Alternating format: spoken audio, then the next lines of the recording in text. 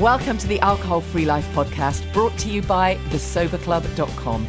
I'm Janey Grace. This is for you if you've quit the booze or you'd like to, or maybe you're just sober curious. I'll bring you tips and motivation without any judgment, and there'll be inspiration from experts, quit-lit authors, and sober heroes.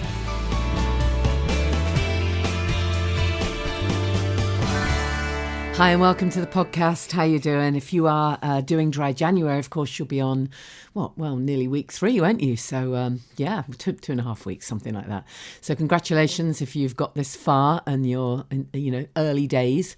But whatever stage you're at, I think we have this in the Sober Club community so often that people will say, I was doing so well and then, something happened or somebody upset me at work or something about my family or whatever it might be. And, we're human, aren't we? So I think the most important thing is to be kind to yourself, but make your commitment. Set that commitment. It's just so powerful when you do that. It really is. It knocks everything else out the picture, really, when you make that decision that this is non-negotiable. It'd be the best thing you ever do for your health and well-being. There's my little rant for the week. I thought I'd start with it this week instead of, easing into it gently like I normally do. It's been real busy around my gaff. I've done so many interviews recently. I've met some fabulous people. And because it is January and the sort of vibe tends to be people thinking about the new starts and thinking about the nutrition and the well-being, then I have kind of ended up focusing on that a little bit. And to that end, did a great interview with the Happy Pair. Such lovely guys. Oh my goodness, I can't wait I really want to go to their place in Ireland. It just sounds so fantastic. So I'll be bringing you that interview very soon.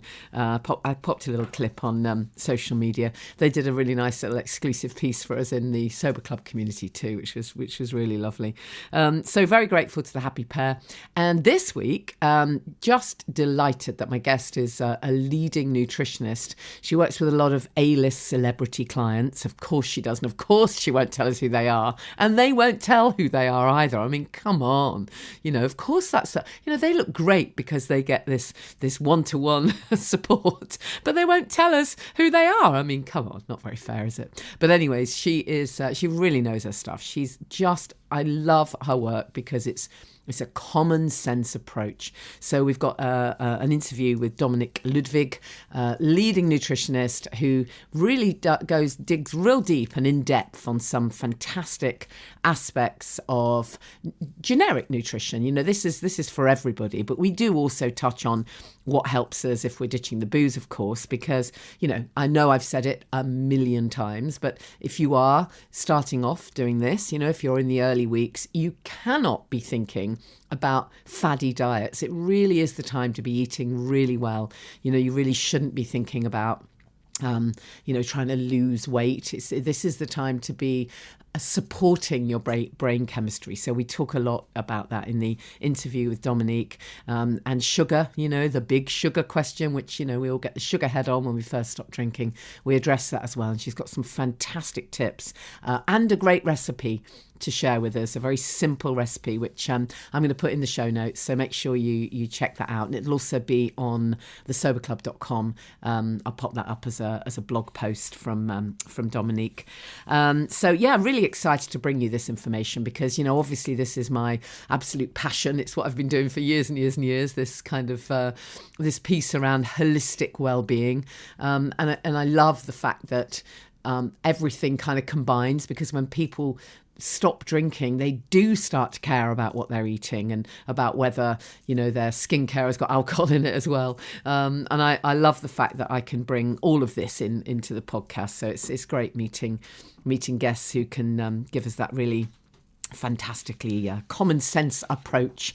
Just before we get into that, just a reminder that we do have our family constellations workshop next. No, it's not. It's the Sunday 22nd of January, Sunday 22nd in Hertfordshire. So if that's of interest, you probably heard the interview with Mark Wolin a couple of weeks ago. I did a little rerun of that. So do check that out. If you're interested in coming to that workshop, very limited space. And the day before, we have a workshop for biz owners, heart centre biz owners. So if you're an expert or a coach or I don't know, therapist, practitioner, whatever, then check that out as well. You find all that information at the Sober Club. There's also a Champneys self-care and sobriety coming up in February, and a Sober by the Sea. So we've got lots coming up in the future if you're in the UK. I know everything I'm doing at the moment is kind of south-based, and I'm really aware that we've got lots of Sober Club members, lots of people listening who are not in the southeast. I get that completely. I'm really trying to plan something, more nationwide, some other stuff. And if you've got any ideas of great venues or any suggestions of hosting something maybe with me, then drop me a message, because, I'm very open to suggestions. But before we do any of that, we've teamed up this week with NonToxicated. Such a great name, isn't it? The alcohol-free drinks community.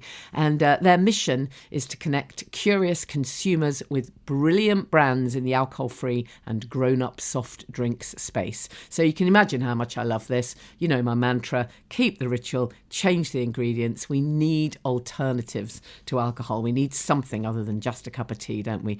And this all started for NonToxicated with two friends who were looking for alternatives over lockdown, and now it's grown to a worldwide community of over 1,300 alcohol-free drinks and enthusiasts.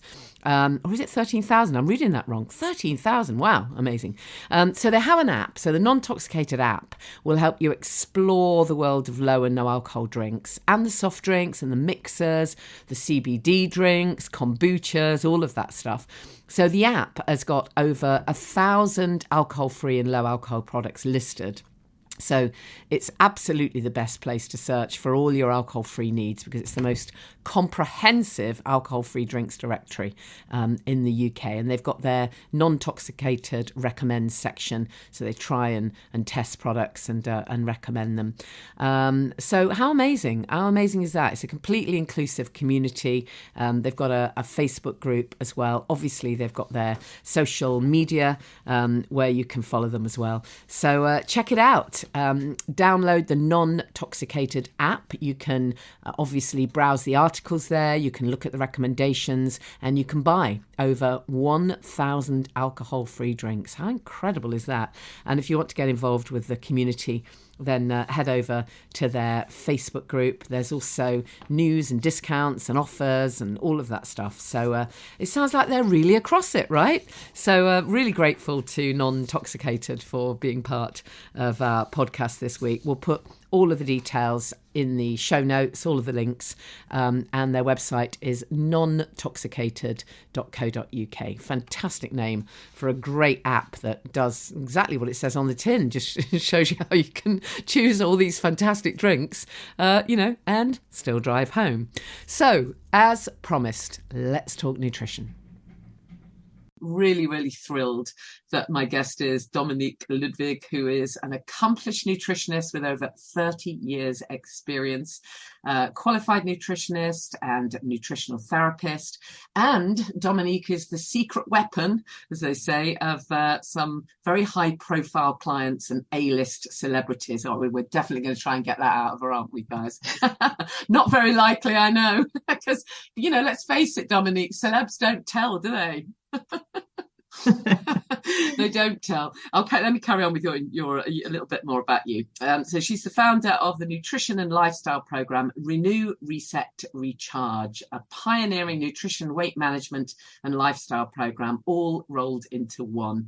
And Dominique is just absolutely passionate about helping us transform our health and change the way that we eat forever. Absolutely love the sound of all of that. We will talk about your program, Dominique, your Renew, Reset, Recharge program, and I know you've got a very special offer as well for our audience, so that's much appreciated. But let's just get into a bit of background. I mean, tell us a little bit about you and your story and how you got to be doing what you do. Mm.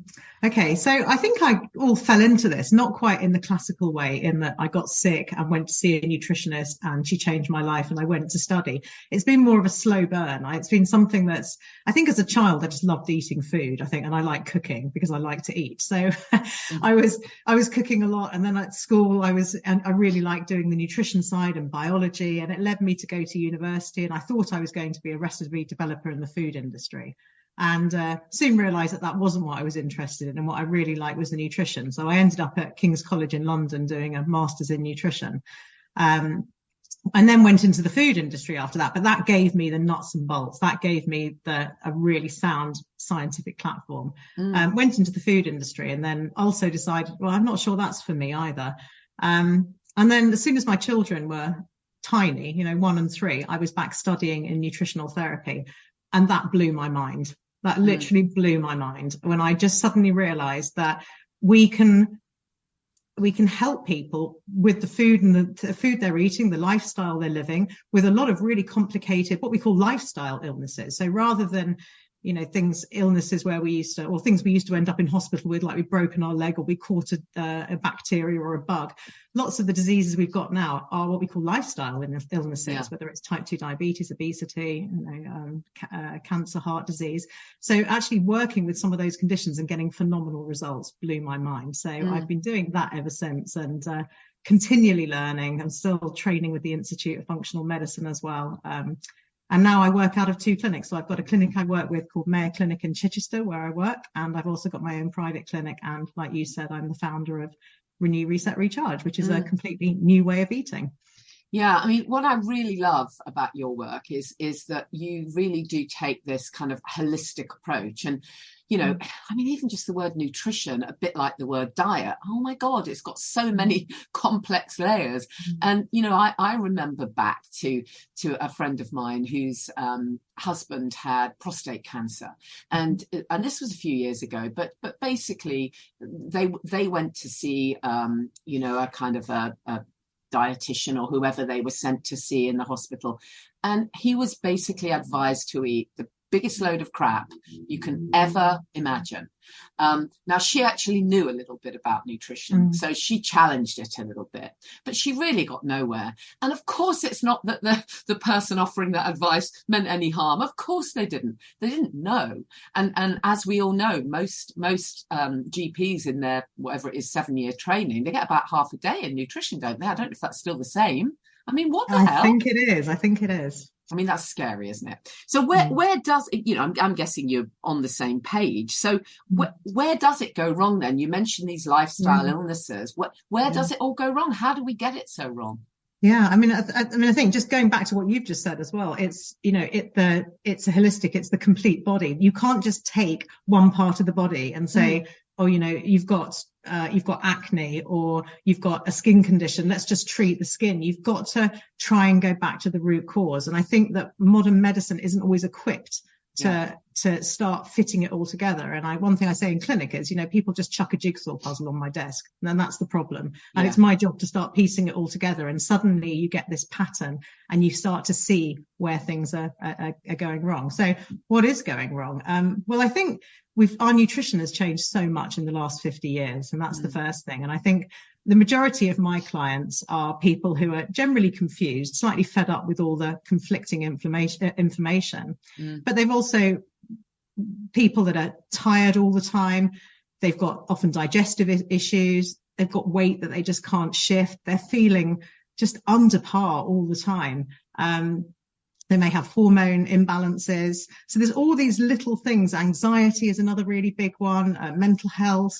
And a lot of it links back to what we're doing and what we're eating. So the things that I see all the time are, just a slight imbalance in our diet. We've got this culture of snacking, which we're going to come to later, I think, talking about how that affects us, how that can make us completely unbalances all our blood sugars and mood and energy, can make us anxious, hungry. So we've fallen into this normality of snacking, and the things we're snacking on are not necessarily the best foods. A lot of people aren't eating enough protein, and protein is needed to It's needed to keep us full up, first of all, but it's very balancing in the body. We also need it for repair and our enzymes, hormones, again, neurotransmitters. So it's how we feel.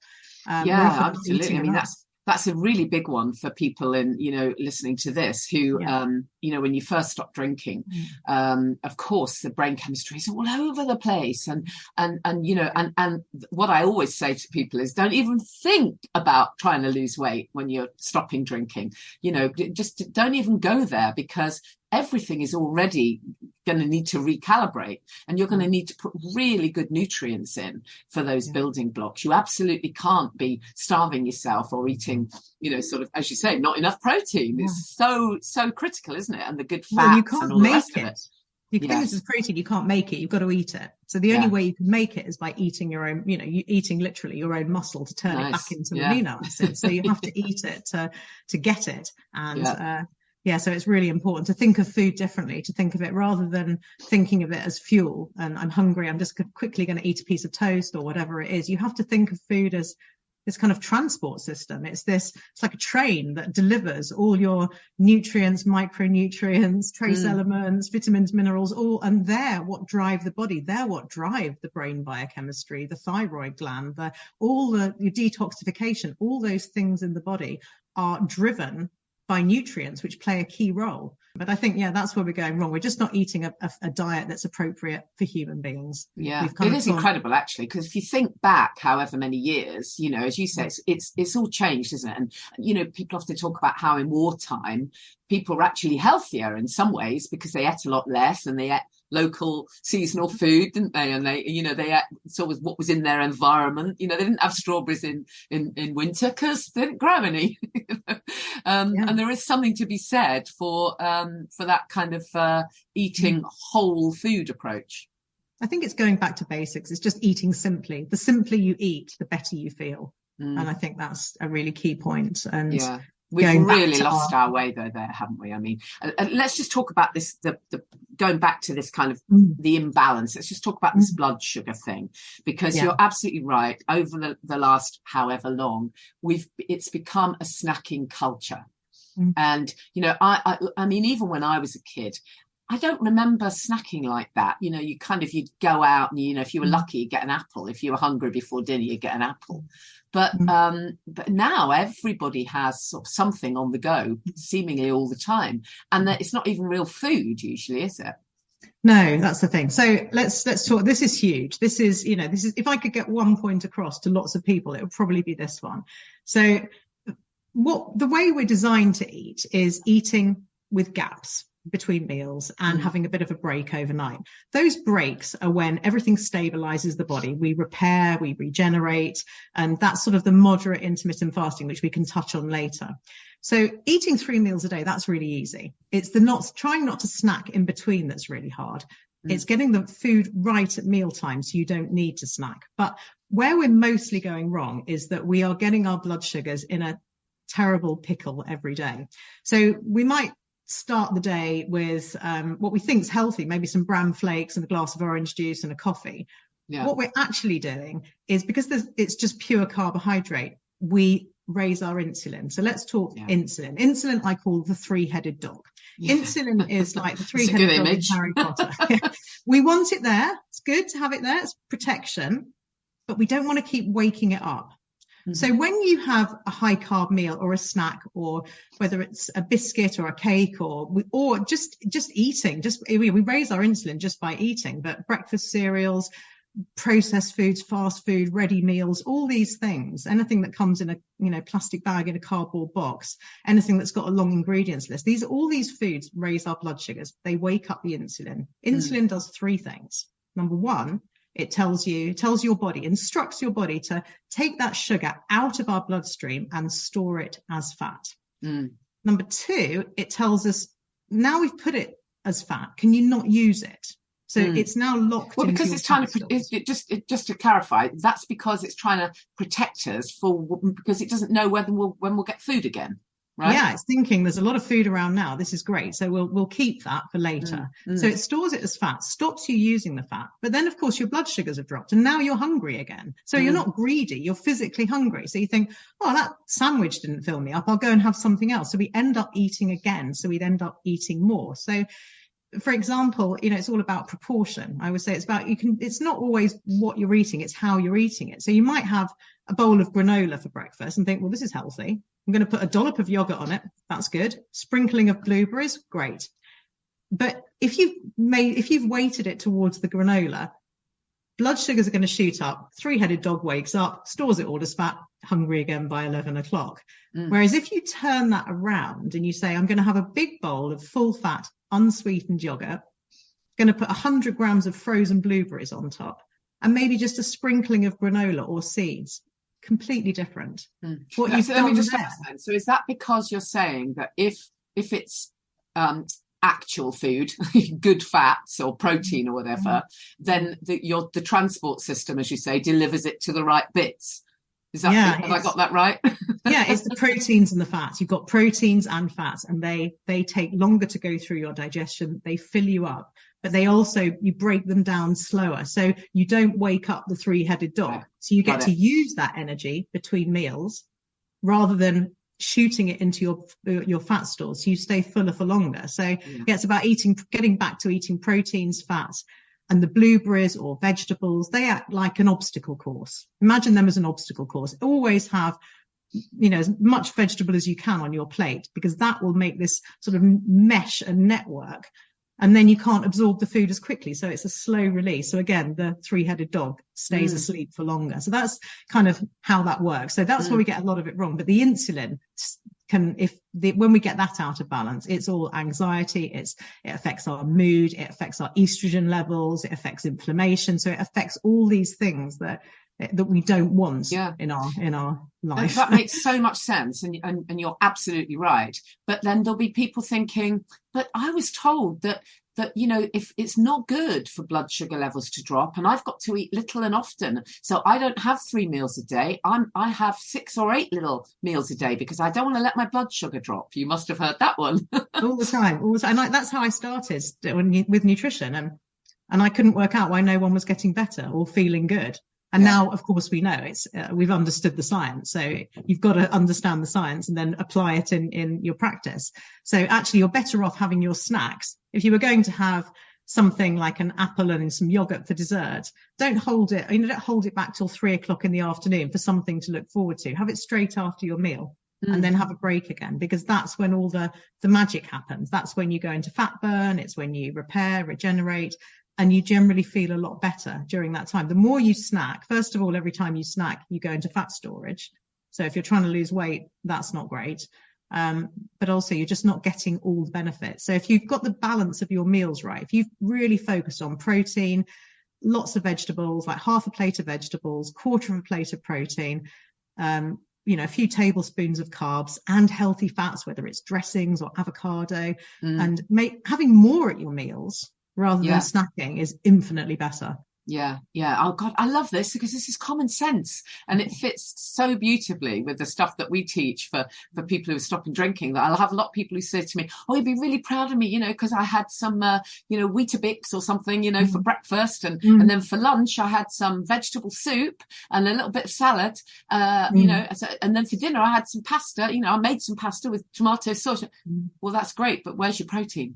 You haven't actually had any in the whole day, so you're absolutely right. I just had a phone call from someone. I just did a call with someone, a client, and she said she's done a popular weight loss program in the past. And she said, I'm hungry in the evening and I didn't know what to eat. And she said, and the advice that comes back is have a curly whirly. So I was going, oh, okay. Because it's, we've just got to think real food. Just go back to real food. If it looks like real food, eat it. If it looks like it's come out of a plastic bag in a cardboard box with a load of ingredients you can't read, it's probably not food. No, absolutely. I think that's been the biggest change, hasn't it? The fact that we call food something that's just ultra processed, and if you don't know what the hell it is, don't eat it, right? If you can't break it down to, did it ever roam or grow? You probably shouldn't be eating it, right? You mentioned the curly whirlies, or other brands are available. For people who are stopping the booze, sugar is, of course, oh my God, the big one. And often we stop drinking and we're doing all right, but then we get the sugar head on from hell. And how do we manage that? How do we reduce those sugar cravings? What are the healthier versions of, well, I sometimes say, actually, first of all, check if it's just that you want some sweetness in your life, right? Maybe it isn't actually about sugar at all. But what's your top tips there? Well, okay, so I think, yes, it's natural that we get when our body's feeling out of balance, we crave sugar. It's like we get teenager syndrome where we just want, we just want carbs, and we just that satisfies. It gives us a quick fix, sure, but it wakes up the three-headed dog, which makes us feel worse in the long run. I think, again, it's really important. Start the day with proteins and fat. So you don't have to completely change your breakfast, but adapt it. If you do have toast at breakfast, try putting, having cheese and tomato and a chopped up carrot on the side. Have eggs with it. Have peanut butter. If you're having porridge, put some, peanut butter in there, nuts and seeds, berries. Think about eggs. Think about, just change the way you have breakfast so that you definitely have don't just put avocado on toast. Put the protein on there. Put the egg on there too. If you start the day right, you'll create healthier habit for the rest of the day. If you don't get that 11 o'clock munches that sets everything off, you're likely to eat better for the rest of the day. So what I find is when my clients start to make those small changes, their sweet tooth goes down. Sometimes they crave, like we're talking curly whirlies, they'll say, oh my gosh, that's my thing. And after 4 weeks of cutting back on sugar, they'll say, it was disgusting. I had one. It was horrible. So I think we go off sugar and we adapt our taste buds. And the more it's really that imbalance that drives us to want more. And it's genetical. Some people get more of a reward. So when they have sugar, it gives them a bigger high than maybe someone else. So with sugar, I think the thing is, don't just jump onto 101 sugar substitutes. Don't be drinking sugar-free squash all day. Oh God, no. I constantly tell people, it's the devil's own work. Artificial sweeteners, absolutely the devil's own work. Don't ever have anything low fat or low sugar. That's my top tip. That's right. High fat, low. But you can have some sweetness. It's not that you can't have sweetness. Okay, so a tip of mine. I get a really nice date, like the really squidgy ones. You can get the bejeweled ones. Open them up, fill them with peanut butter, close them up, throw them in the freezer. I love dates from the freezer. And then dip them chocolates. In dark, not milk chocolate. You've got to go dark. You've got to go 70% plus. Dip them in the chocolate, and the chocolate will set instantaneously. Fantastic. And keep them in the freezer so that you don't, you're not tempted to eat 12 in one go. But things like that you can do. I think we've got a Powerball recipe where definitely. I'm going to share that. We're going to share at the end. Yeah. I think from the artificial sweeteners, I think stay away from the chemicals. The absolutely. two that seem to be the best are stevia and the other one is xylitol, or something like that. What's your view of is it called inulin syrup? Do you come across that? Inulin syrup. Okay. So inulin syrup is it's a prebiotic fiber that supports your gut microbiome. It's good for the gut. But it looks like golden syrup. Yeah, exactly. My son ended up having about half a jar of it, which was very interesting for the amount of time he went to the loo afterwards. He learned the hard way. Don't steal mum's honey on account of it isn't honey. So can we say what it's called or not? Yeah, of course, yeah. Yeah, it's called True, TROO. TROO, yeah. And it's like a syrup, but it will feed your gut microbes and they will make a lot of gas. So you have to go super, super slow with this. If you just go in there with 2 teaspoons, you wouldn't want to go and do a yoga class or anything like that. Exactly. He found that the hard way. But then in addition, what about, so you mentioned stevia and xylitol and the inulin syrup. And then there's things like coconut nectar, like coconut sugar. You're not a fan of that. Okay. It's all the same. Sugar is sugar is sugar in the same way that carbohydrates eventually turn into sugar. It's all sugar, and it's sugar that we need to try and get, if we try and get that out of our diet in the form in the fact we eat too many carbohydrates and too many sugars, and that the government food plate doesn't really serve the majority of the population. Well, now you mentioned the government food plate, don't they still call it the eat well plate, whereas it should absolutely be called the eat terribly badly plate? You follow their advice. Right. But it doesn't really suit, 66% of the population that are overweight, or people that have got inflammation, or, are struggling with blood sugar issues. So that's the problem with it. So I think sugar is sugar, whether it's brown or white, or it's honey, or it's maple syrup, or it's coconut sugar, it's sugar. Unless you go for something like xylitol, erythritol, or stevia, you're still, that can give you that bit of sweetness. But try fruit, try making some apple puree, really good for the gut.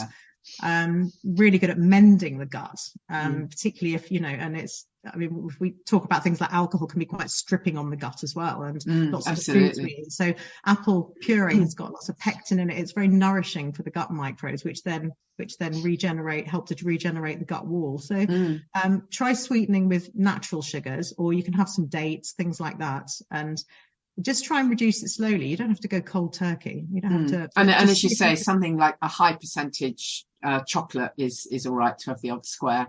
And if you're going to have it after your meal. Don't have it on an empty stomach. Don't have it. I had a client the other day who was eating all his breakfast. It's like the chocolate, the advent calendar.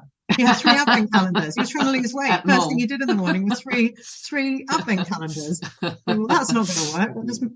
Yeah, exactly. So let's just talk about, we've touched on the fact that, that there will be people listening to this who do feel that they have weight to lose. It has been a thing for them perhaps forever and a day.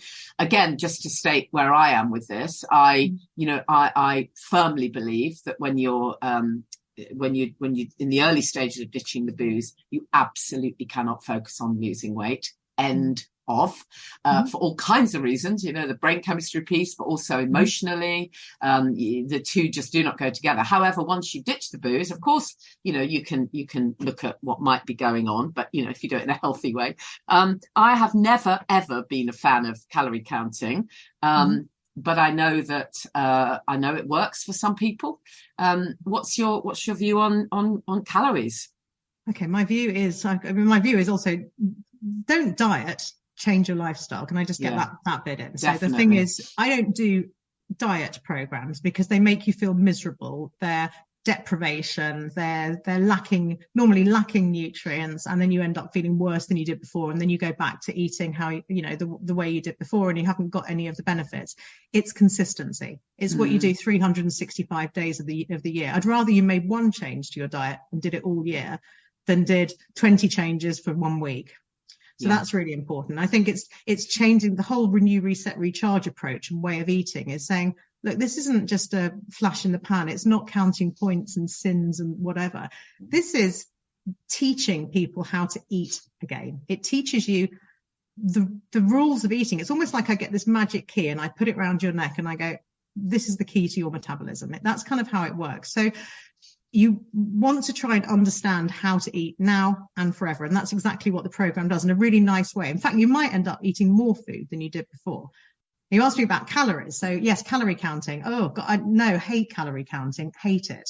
Because normally the foods that have got calories on are often the ultra processed foods, the ready made low fat lasagna, the breakfast cereals, the snack bars, the crisps, whatever it is. So you then think, well, I'll allow myself to have, 150, 200 calories. But these foods are often the ultra processed ones that we burn really quickly. So what we're doing is we're trying to control our appetite through calories. So we're counting manically in our head, how many, I've had 1,000 to 1,200, how many am I allowed? But the thing is, the foods that are processed, firstly, we absorb the majority of the calories. So we're absorbing more calories than natural foods, but we're not using them in the right way. So you could take a packet of sweets and it says 180 calories. But you'll wake the three-headed dog. Yeah, I was going to say, the old dog's that sugar will be on your hips quicker than I can do that. That's because that's what it's telling your body to do. Whereas if you have half an avocado, same amount of calories, completely different effect. So counting calories doesn't really work. It's about eating real food, getting the fiber, try and eat. I always say 2 fistfuls on your plate, and that kind of works because your fist is going to be an appropriate size for you. 2 fistfuls of vegetables on your plate. That will act as an obstacle course as well, slow down the release of the food, keep you fuller for longer. And you might find you eat less food when you're eating well than when you're calorie counting, because you're working on your own appetite. So you've got to get back in tune with your appetite.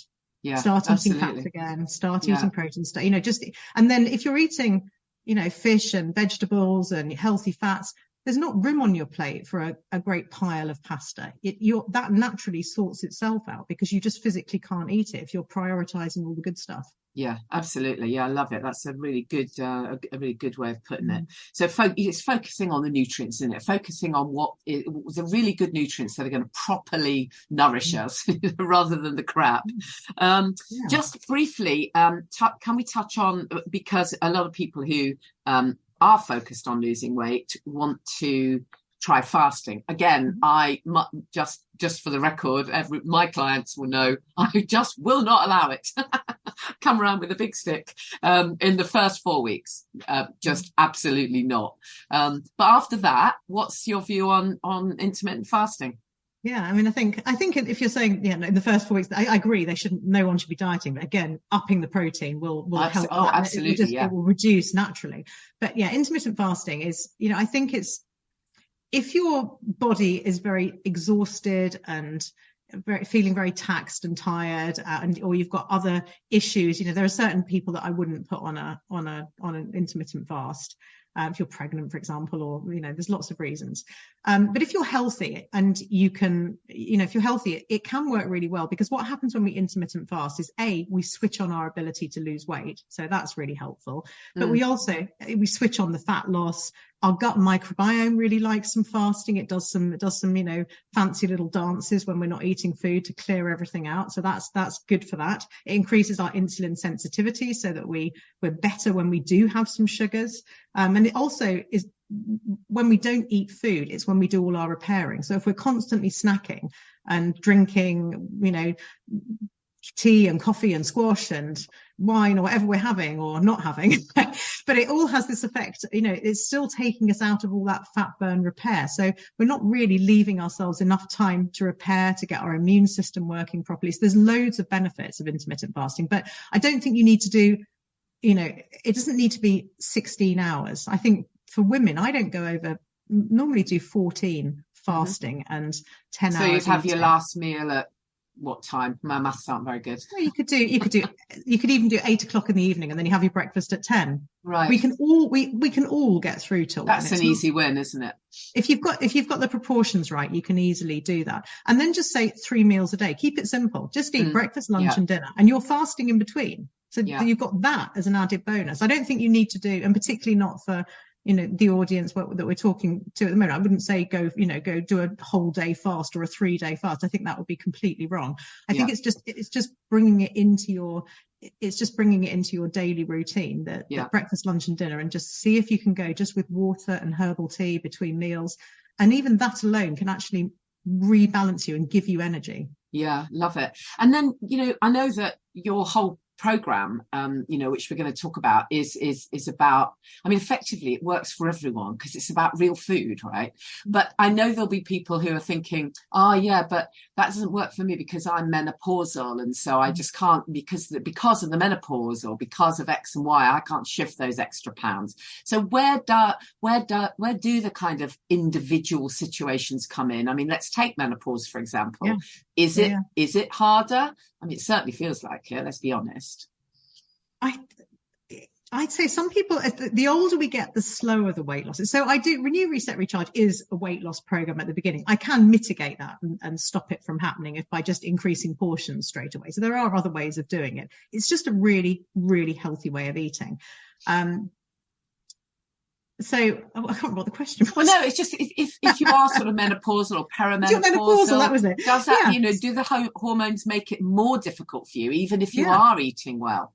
Yeah, no, well, it can do, but not as much as you'd think. Because when you start eating properly, what's also happening is your estrogen levels are falling back into balance. Yeah. So when we're eating too many carbs, we'll store it around the middle, and that's where we produce also extra estrogen. So fat cells in our middle or our visceral fat, the bit we don't like, the muffin top, is actually doesn't just sit there like blocks of butter. It's really active. It's 4 times as metabolically active as other fat in the body. So it's making hormones like estrogen. It's making inflammation in our body. So it's really active. So I think it does work. I mean, I don't want to, I can never say, people will lose this amount of weight, but I don't have anyone gaining weight on it. And I have people lose 1.25 stones. I've had people lose half a stone. I've had people who are still, there's a few people that struggle to lose weight, but normally there's something else going on. I would say the people that don't, it's often blood sugar imbalance. It could be hormones that we haven't got, that aren't in range, but I find it works pretty well with that. 90% of the population do really, really well on it. And the ones that don't lose weight still feel better. They still go, well, I'm feeling great. I've got more energy. My digestion's better. I don't have acid reflux. I've got energy all day. I'm bouncing around. I'm not hungry. I don't want to snack. They're all still saying all of that. Or my inflammation's gone down and my pain's stopped. My psoriasis has cleared up. I hear all sorts of, incredible. It's just amazing, isn't it? Foods really can heal us. And when I first came across your work, I saw a couple of recipes. I'm like, oh man, this is fantastic. This is real food, and you really know how to put it together. Just briefly then, before we talk about your program, can you just tell us about the matcha balls? I know you're going to give us the recipe, and I'm going to pop it in the notes, but just tell us what they are, because that's such a fabulous, easy win. Yeah, I was making some actually last night about 9 o'clock. It was my relaxation rolling, but I found it really therapeutic. So if you're going to have something sweet, sure, we can go and have some biscuits, or we can grab a chocolate bar or a muesli, or we think like an oat muesli bar is going to be healthy. They're loaded with sugar, but it's that free sugar. It's the sugar that goes whizzing straight into our bloodstream, 3-headed dog. We're back there again. So if you're going to have something nice, why not make something out of real natural ingredients? So I just make power balls out of dates or dried figs. You can get them from any supermarket. Almonds. I think the matcha balls got matcha tea in them, which is like green, which is a green tea, which is full of antioxidants. I put cacao nibs in there, but you can switch some of those ingredients out to suit what you've got. And if you don't have matcha, just put some cocoa powder in there. But it's all natural ingredients. And then I put sometimes I need a little bit of oil just to bring it together, or I add another sticky date and that'll bring it together. And then I roll them into, the key here is 15-gram balls, Janey. This is that the key? That is the sweet point. Do you presumably you use a blender, do you? Zhuzh it all up? Yeah, sorry, you chuck it all in a blender. Chuck it all in a blender, whiz it all up, so till it's all starting to look a bit like breadcrumbs, and if you push it together, it's starting to stick together. But you'll see the recipe, and then I just roll them into little balls and keep them, and they don't last long, but after your meal, it just hits that sweet spot. But it's delivering magnesium and protein and B vitamins and fiber and all the things that are really good for us too. Yeah, I love it.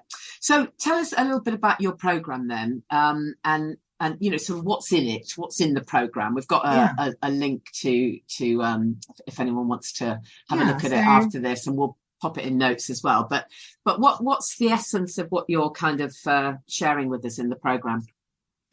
I'm trying to share something because I want to tell everyone, or want to get the message across that it can be really easy we have the power in us to transform our health and our body, and it's not overly complicated. So what I did when I did Renew, Reset, Recharge, I was all the time having people in my clinic telling me that they all felt terrible. They were tired. They weren't sleeping. They were, had IBS. They can't lose weight, all those things. And I thought, well, I'm going to I've done almost 20 years in clinic. So I'm going to, in lockdown, I dovetailed all that with the latest nutritional science. So I put it together and I built a program on 6 solid nutrition principles, which I explain, but I don't complicate it for people. But it's a program then that's based on principles. You can do it anywhere. You can also just open your fridge and just arrange food on your plate and it fits the principles. Or I've got over 100 recipes that are completely balanced for you. So I've balanced all the proteins and vegetables out in the recipes. So you can just grab one and might even make 4 portions, and then you've got some for the freezer. But it's based on simplicity, and because I'm busy as well, I'm a quick cook, but I'm quite creative. I think I've got quite a creative flair, so I'm quite good at making food's healthier. So I'll take a recipe and I'll go, oh yeah, I could make that better. And then I make it better. But I also make them simple. People really like the recipes because they're easy to do. So what happens is it's a 4-week program. You get the information on a weekly basis. You can either do it on your own. If you say, look, I'm quite good on my own, I've got the whole program. I can just do it myself. Or I do one called Coach Plus, where I open up a Zoom call just like this on a Wednesday at 12:30, and people can follow the program and then jump on Zoom, and that makes people accountable. I can troubleshoot if someone's got a problem or they're fine, because it's about personalizing it to you and working out what works for you in the long run. And then we turn it into a way of life, and I help people just move forward. And people don't want to generally go back. There's lots of glowing, I think it's only got 5-star reviews on there. Great. And then I'm guessing you've seen some wonderful transformations with people. Yeah.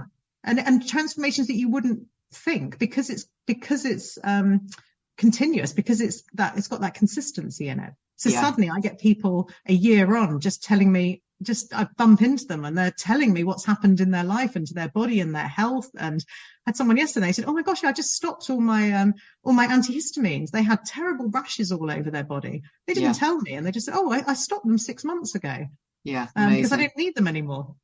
What I love about it, Dominique, is that it is, as you say, it's based on simplicity. And you've taken us right back to basics, but added in some lovely, creative flair. And what we effectively get from this is freedom from that goddamn trap, trap of yo-yo dieting, which is so hideous. God knows, when I look back, how many diets have I been on and off and on and just awful. And just to get freedom from that. And the other thing that I really love about it, which fits so well with the stuff that I talk about all the time, is that there is no deprivation here. It's not, oh my God, I can't have. Every diet that you ever come across is, oh God, you can't eat anything for 3 days, or for 3 days you can't have this, or 5 days you can't have, oh God, I can't be dealing with all the stuff I can't have. Let's focus on what I can have. And in this case, it's a lot. It's a lot, and it's proper real food. So it's like, why would you not want that? Why would you not want that? So I love it. It takes me 3 times as long to eat my lunch as people sitting next to me eating a sandwich. And they're like, oh my God, are you still eating? I'm going, yeah, I'm still eating. Because it's delicious. Like, even just giving you like 7 salad dressings, and you've got them in your fridge in jam jars, that just transforms a bit of salmon and some salad, and then you've suddenly got a peanut Asian dressing. And because suddenly, on that note, it's not necessarily more expensive to eat this way either, is it? If someone's on a budget, you've got to be able to buy food, of course, but then junk food isn't cheap. And even your salad dressings and stuff aren't cheap, and they're probably full of crap.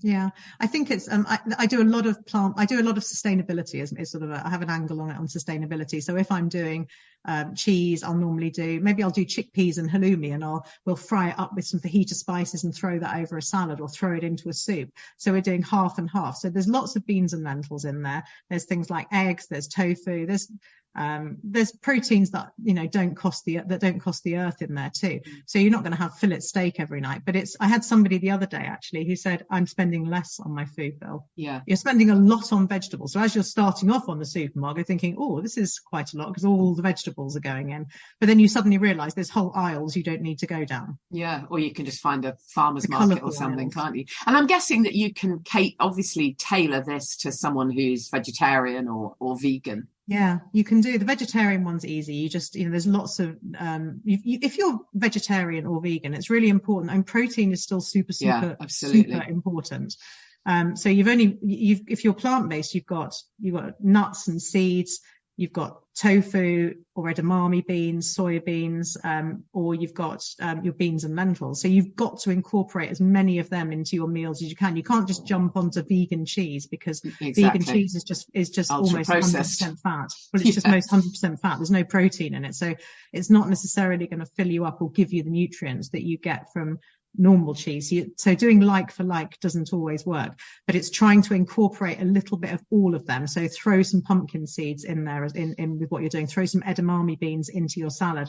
I've just made vegetarian. I've just made a vegetarian chili today with lots of lentils and red kidney beans. But I'm making sure, have I got enough beans in it for the protein? Or you could throw sunflower seeds in there as well. They'll cook in with it too. But it's you really need to work on those protein sources if you're plant-based. Vegetarian, you've got then the eggs and the cheese as well, which is helpful. But also if you are plant-based, ask yourself as well, is it something we're doing for our health right now? Is it right for you right now? Because it's not right for everyone, because some people, just aren't strong enough to just adopt that plant-based diet, or whether you can do it in a sustainable way, whether there's this new phrase called climatarian, where you're trying to eat for the climate. So things like sustainable oily fish, things like sardines, mackerel, anchovies, herring, wild salmon are all quite sustainable fish, but they're cheap if you buy them in tins. Tinned sardines, tinned mackerel, high in protein. Really, they're good fats. So it's whether someone would say, okay, I'll eat an egg if it comes from a chicken that's been running around the local farm or something. So it's about making those decisions about what's right for you at a particular time. And you may need to add a protein shake, and like a plant-based protein shake if you're really plant-based, if you're struggling to get your protein up. I have a lot of people on plant-based diets, and they introduce a really nice protein powder, and they suddenly say, oh my gosh, it's a game changer. Yeah, absolutely. Well, we could talk forever. We definitely have to have you back, Dominique, because I know there's going to be more things we want to ask you. But we'll put the info in the show notes, and the code is Janey75. That's Janey, capital letters, 75, to get 75 quid off. That's very generous. Thank you. 75 quid off the Renew, Reset, Recharge program, and it's dominiqueludwig.com, but we'll give the actual link to the program as well. Thank you, Dominique. I'm going to make sure that recipe goes into the show notes, and also if you go to thesoberclub.com, you'll find it there in the blog section. There's also a competition to win a one-to-one consultation with Dominique. That's a very cool prize, so we'll give you a link to that as well. You've got to be in it to win it, right? One thing that we didn't touch on in great detail, but that I talk about a lot, is the importance of having the right magnesium, particularly in the early weeks of ditching the booze. It's so important for sleep and low mood and for leg cramps and all the weird stuff you can get going on in the early weeks.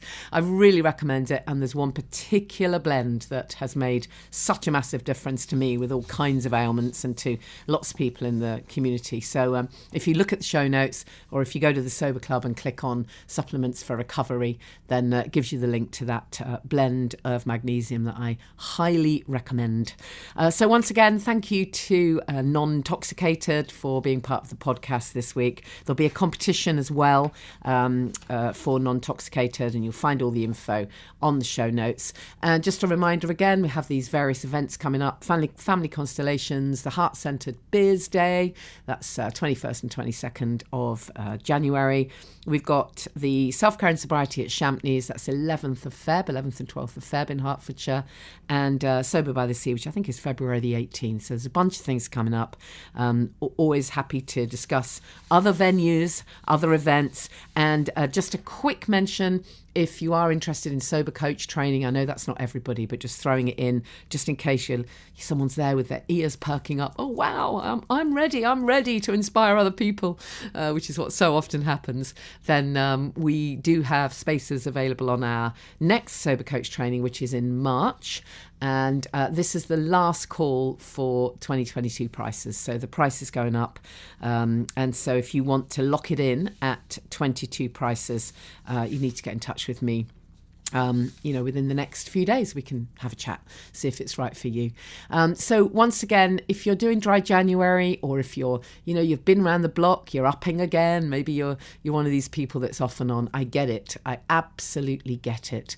Stay with it. It will click. Be kind to yourself. Be super, super kind to yourself, and just do the work. Put the prep in. This is the best thing you will ever do for your health and well-being. I can't stress that enough.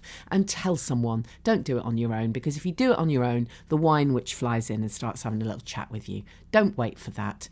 Don't do this on your own. Tell someone. You can tell me if you like. You absolutely can. And of course you can join us in the Sober Club. You'll get so much support there, so much inspiration.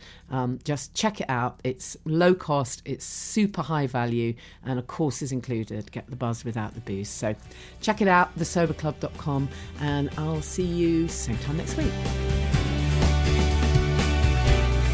Thank you for listening to the Alcohol Free Life podcast, brought to you by the Sober Club.